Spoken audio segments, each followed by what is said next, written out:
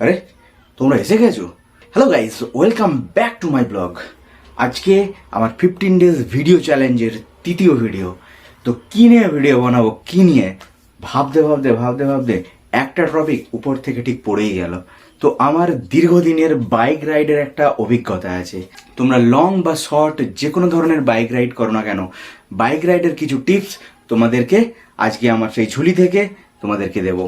Bike ride যদি তোমাদেরকে শুরু করতে হয়, প্রথমেই দরকার একটা সঠিক রুট ম্যাপ। কোন কোন জায়গা দিয়ে যেতে হবে, কোন কোন জায়গা দিয়ে গেলে আমার ট্রাফিক কম হবে, এই ধরনের আরও অনেক কিছু আছে যেগুলো গুগল ম্যাপ দেখে তোমরা একটা রুট প্ল্যান তৈরি করতে হবে। ধরো তোমরা পুরুলিয়া যাচ্ছ, তাহলে পুরুলিয়া অনেক জায়গা দিয়ে যাওয়া যায়।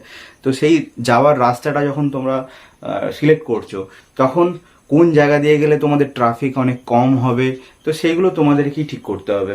আর সেই সঙ্গে সঙ্গেই যে রুটটা দিয়ে তোমরা যাবে, সেই রুটটা দিয়ে যেতে গেলে কত টাইম লাগতে পারে, কোন রুট দিয়ে গেলে কম টাইম লাগবে, সেইগুলো তোমাদেরকে ডিসাইড করে ফাইনাল তোমাদের রুট সিলেক্ট করতে হবে। তো এটাই হচ্ছে ফার্স্ট কাজ। সেকেন্ড পয়েন্ট যেটা তোমাদেরকে বলবো সেটা হচ্ছে ব্রেকস। রুট সিলেক্ট তো হয়েই গেল, রুট সিলেক্টের পরে তোমরা কোথায় কোথায় ব্রেক নেবে, কোথায় কোথায় ব্রেক নিলে ভালো হয়, বা কতক্ষণ বাদে বাদে ব্রেক নিলে ভালো হয়। দেখো, ওয়ান ডে রাইডের ক্ষেত্রে তোমরা 1-1.5 ঘন্টা অন্তর অন্তর এমনিতেই তোমরা ব্রেক নিতে পারো। কিন্তু এমন অনেক ক্ষেত্র আছে, যেমন লং রাইডের ক্ষেত্রে, ধরো এখান থেকে তুমি বারাণসী যাচ্ছ, এখান থেকে তুমি শিলিগুড়ি যাচ্ছ, তাহলে সেক্ষেত্রে তোমাদের কীরকমভাবে ব্রেক নিতে হবে।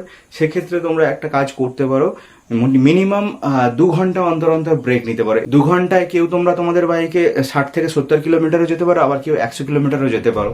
তো সেটা ডিপেন্ডস অন ইউর বাইক। 2 ঘন্টা অন্তর অন্তর তোমরা যদি ব্রেক নিতে থাকো, তাহলে কি হবে, তোমাদের যে জার্নিটা তোমরা করছো না, জার্নিটার শরীরে যে ধকলটা যাচ্ছে সেটা একটা রেস্ট পাবে।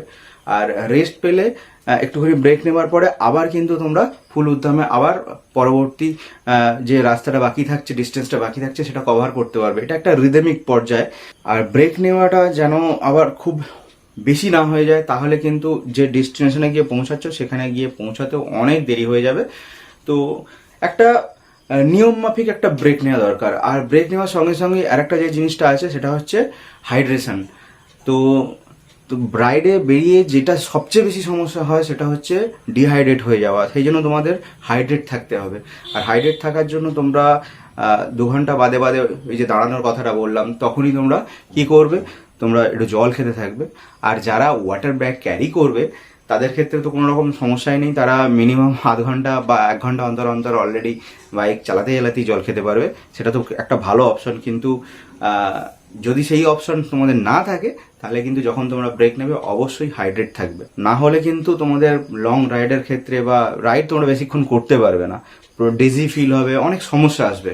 রুট ম্যাপ তৈরি করলে, ব্রেক নিলে, হাইড্রেট থাকলে, কিন্তু প্রপার যে মিল অর্থাৎ নিউট্রিশন, তো নিউট্রিশনের ব্যাপারে তোমাদেরকে কিছু কথা বলবো। তোমরা যে রাইডে যাবে কি ধরনের খাবার খাবে, রাইডে গেলে যে ধরনের খাবার খাওয়াটা সবচেয়ে বেশি জরুরি সেটা হচ্ছে হেলদি খাবার খাওয়া।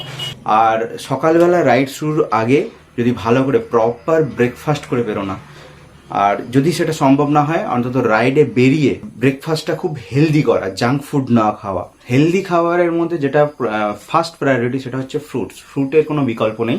আর জাঙ্ক ফুড অর্থাৎ অতিরিক্ত তেলযুক্ত খাবার বা তোমাদের কোনো রকম কোল্ড ড্রিঙ্কস, এইগুলো অ্যাভয়েড করার চেষ্টা করবে। এইগুলো অ্যাভয়েড করলে তোমার রাইড অনেক স্মুথ হবে।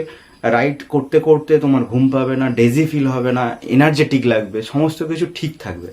আর একদম কিন্তু এইখান পর্যন্ত খাবে না, একটু কম খাবে রাইড চলাকালীন, তাহলে কিন্তু শরীর ভালো থাকবে। এরপরে যে পয়েন্টটা আমি তোমাদেরকে বলবো সেটা হচ্ছে ক্লোদিং। রাইড চলাকালীন আমাদের রাইডটাকে অনেক কমফোর্টেবল করার জন্য যেটা দরকার সেটা হচ্ছে ক্লোদিং। আমরা রাইড করার সময় কি জামা কাপড় পরবো সেটা নিয়ে আমাদের অনেকের কনফিউশন থাকে। আমরা সঠিক জামা কাপড় পরি না বলে আমাদের রাইড চলাকালীন বিভিন্ন ধরনের সমস্যা হয়। রাইড চলাকালীন কলার দেওয়া যে সমস্ত জামা যেগুলো হয় সেগুলো অ্যাভয়েড করা উচিত। এই গোল গলা সাধারণত টি শার্ট বা যে কোনো জিনিস আমাদের পরা উচিত, বা ড্রাই ফিট হলে সবচেয়ে বেশি ভালো হয়। আর যদি রাইডিং জ্যাকেট ইউজ করি সেটা তো এর কোনো বিকল্পই নেই, কারণ যখন আমরা স্পিডে রাইড করি তখন প্রচুর পরিমাণে হাওয়া আমাদের এই কলার বোনেতে এসে ধাক্কা খায়। আর এইখানে যদি আমরা কলার দেওয়া জিনিস পরি, সেই কলারটা ধাক্কা খেতে থাকবে এই আমাদের শরীরে, আর তখন কিন্তু এখানে একটা ব্যথা তৈরি হবে। তোমরা ভাবছো হয়তো একটা কলার বনে ব্যথা এসে যাবে। হ্যাঁ, কলার বনে ব্যথা আসে, যখন জোরে বাইক চালাই তখন কলারগুলো বারবার এখানে আমাদের শরীরে ধাক্কা খায়, তখন সেখান থেকে ব্যথা আসে। আর এই জায়গাগুলো যদি ওপেন থাকে, জ্যাকেট না পরি আমরা, এই জায়গাগুলো যদি ওপেন থাকে তো কোনো কিছু দিয়ে পুরো আমাদের এই জায়গাগুলো কভার করে নেওয়া উচিত, কারণ এই জায়গাগুলোতে প্রচুর পরিমাণে হাওয়া, বালি, ধুলো প্রচুর পরিমাণে লাগার জন্য এই জায়গাগুলো জ্বালা জ্বালা করতে থাকে।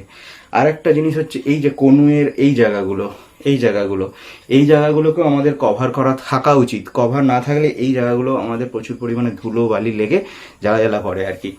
তো যদি ফুল স্লিভ শার্ট পরা যায়, টি শার্ট পরা যায় সবচেয়ে ভালো হয়। যদি রাইডিং জ্যাকেট পরা যায় তার তো কোনো বিকল্পই নেই, রাইডিং জ্যাকেট এবং প্যান্ট তোমরা পরতে পারো, এবং সেটা যেন লাইট ওয়েট হয়, সেটা তোমরা যখন কিনবে তখন তোমরা ভালো করে দেখে নিতে পারো।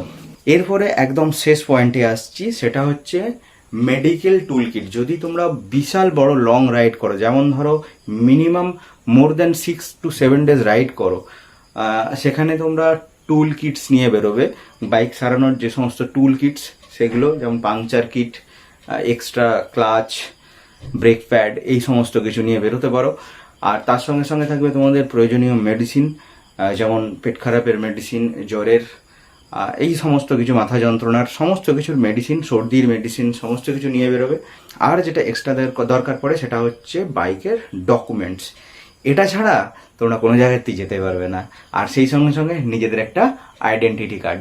আশা করি একটা বাইক রাইড স্টার্ট করার জন্য যে যে জিনিসগুলো দরকার তোমাদের সঙ্গে আমি সেগুলো আলোচনা করে ফেললাম।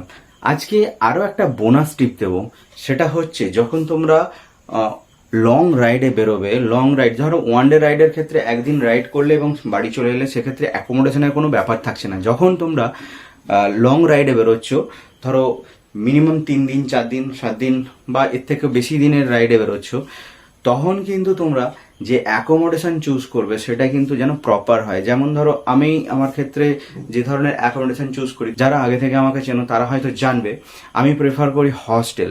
এখানে আমার এটা বাজেট ফ্রেন্ডলিও হয় এবং সেখানে কোজি একটা শেল্টারও হয়, এখানে ফুল রিল্যাক্সড হওয়া যায়। এতে করে কি হয়, সারাদিনের রাইডের যে ক্লান্তিটা থাকে সেই ক্লান্তিটা কেটে যায় যদি প্রপার একটা স্টে পাওয়া যায়। আর আমার ফার্স্ট প্রেফারেন্স অবশ্যই হস্টেল। তবে রাইডের ক্ষেত্রে প্রত্যেকটা জায়গায় হয়তো হস্টেল পাওয়া সম্ভব হয় না। ভিডিও শেষ করতে গিয়ে আর একটা জিনিস যেটা মনে পড়লো, সেটা হচ্ছে যখন লং রাইডে তোমরা বেরোবে, তখন লং রাইডে বিভিন্ন লোকাল জায়গার ওপর দিয়ে যখন যাবে, তখন সেই সমস্ত লোকাল লোকেদের সঙ্গে যদি যখন ইন্টারাকশন হবে, সেখানে তোমরা বি রেসপেক্টফুল উইথ দেম, না হলে সেখানে কিন্তু সমস্যা হতে পারে। আর আরেকটা কথা, যখন তোমরা হাই রোড ছেড়ে যখন সাধারণভাবে কখনো কোনো গ্রামের রাস্তা দিয়ে বা অন্য কোনো নর্মাল রাস্তা দিয়ে যাবে, তখন তোমাদের স্পিড লিমিটটা অবশ্যই মিনিমাম রাখবে, যতটা কম রাখা যায়। কারণ যেখান দিয়ে আমরা যাচ্ছি সেখানকার লোকেরা আমাদের এই রাইডারদের দেখতে অভ্যস্ত নয়, সেক্ষেত্রে তারা অনেক ক্ষেত্রে অসন্তুষ্ট হয় এবং রাইডারদের প্রতি একটা খারাপ মনোভাব তৈরি করে। তো এইগুলো তোমরা খেয়াল রাখবে, আর দেখবে তোমাদের রাইড একদম স্মুথ হবে, কোনো রকম সমস্যা হবে না। যদি তোমরা প্রথম রাইড শুরু করতে চাও তাহলে তোমাদের জন্য আমার তরফ থেকে বেস্ট অফ লাক। আর আজকে এটার সঙ্গে সঙ্গেই আজকে 15 days ভিডিও চ্যালেঞ্জের 3rd ভিডিও কমপ্লিট হলো। প্রথম 2 দিনের চ্যালেঞ্জ কমপ্লিট হয়ে গেছে, আজকে 3য় দিনের চ্যালেঞ্জ কমপ্লিট, ডান। তা তোমাদের সঙ্গে দেখা হচ্ছে আবার কালকের ভিডিওতে। Bye bye.